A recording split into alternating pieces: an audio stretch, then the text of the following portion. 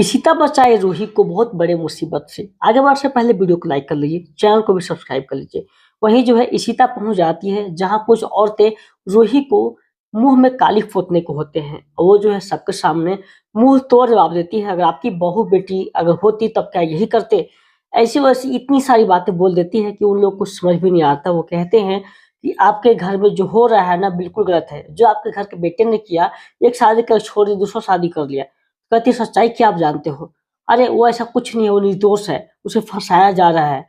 बहुत बड़ी मुश्किलों से जो है वो किसी तरह से उन लोग को हैंडल करती है, लेकिन वो लोग जो चुप रहने का नाम नहीं लेते क्योंकि किसी संस्था से होते हैं।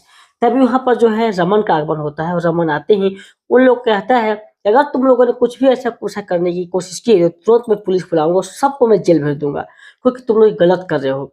ऐसे में जो है उन लोगों को डर लग जाता है और वो फिर भाग जाते हैं। इधर जो है रूही सो रही होती है जहाँ मेका और इशिता दोनों बात कर रहे होते हैं।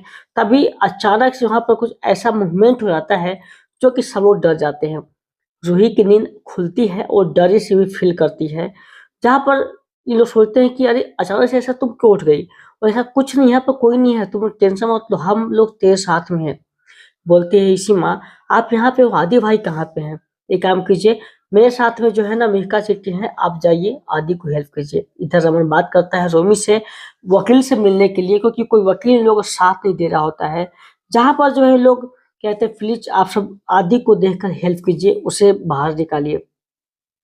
जहाँ पर सबको कहते ठीक है, अगर तुम बोल रहे हो, अगर अच्छे से जा रहे हो तो हम जा रहे हो, आगे को उपाय करते हैं।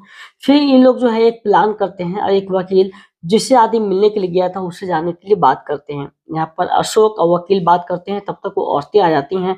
अशोक कहता है किसी को पैसा नहीं मिले क्योंकि मेरा काम नहीं हुआ है। वकील बोलता है टेंशन मत लो अशोक, कुछ नहीं होगा।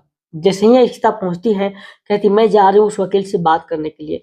और जहाँ पर उसके साथ में जीजू भी जाते हैं। रमन को नहीं लग जाता क्योंकि रमन जब बात पे गुस्सा करने लगते हैं। तभी जो है दोनों अंदर जाते हैं, जब बात करते हैं तो कहता है कि देखिए हम आपकी इसमें कोई मदद नहीं कर सकते हैं क्योंकि हमारे पास ऐसा कोई अरेंजमेंट नहीं आई है, नहीं तो कुछ डॉक्यूमेंट्स है, तो हम आपको कैसे बता सकते हैं। जहाँ पर इश्ता बाबा रिक्वेस्ट करती है तो वकील जो उसे डांट देता है, देखिए ये एक रिप्यूटेड जो है, आप बैठे हुए वकील के पास में आप ऐसे बातें कैसे कर रही हैं, अभी समझ रहे हैं ना मैं क्या कर सकता हूँ। तभी जो है इशिता परेशान हो जाती है क्योंकि वो जो है बात को कबूलना नहीं चाहता है, आखिरकार क्या करे। जहाँ पर पुलिस वो जो वकील होता है वो भी मिला हो जाता है आदि और बाकी वकील लोगों से। और जैसे ही ये जो है बाहर में आती हैं तो वहाँ पर वकील जो है फोन लगा देता है, वो जो वकील जो इनके साथ में धोखेबाजी कर रहा है वो कहता है ठीक सर, मैं जैसे आप बताया था वैसा कर दिया, हम लोग भाग गए यहाँ से।